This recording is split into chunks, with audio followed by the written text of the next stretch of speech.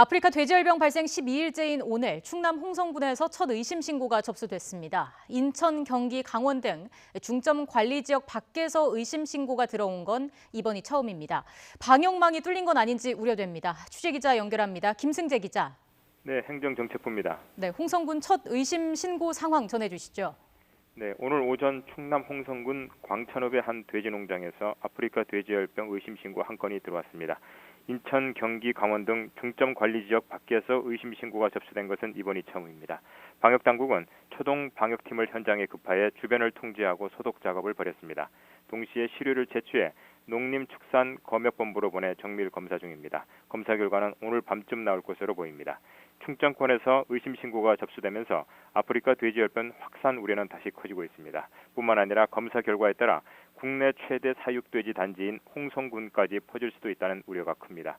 그제와 어제 이틀간 접수된 신고는 모두 음성으로 나온 상황이었습니다.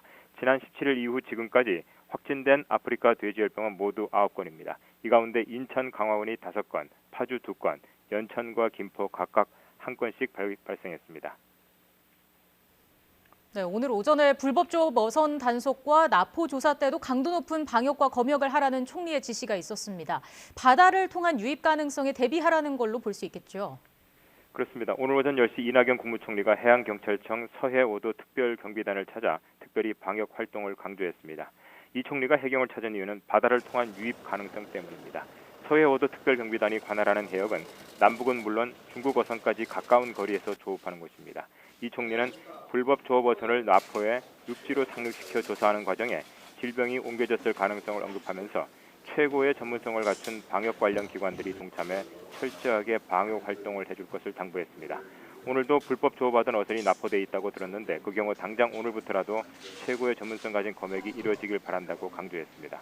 오전 9시에는 농림축산식품부가 김현수 장관 주재로 아프리카 돼지열병 방역 상황 점검 회의를 열고 긴장의 끈을 늦추지 말고 방역 활동에 임하기로 했습니다. 지금까지 행정정책부에서 전해드렸습니다.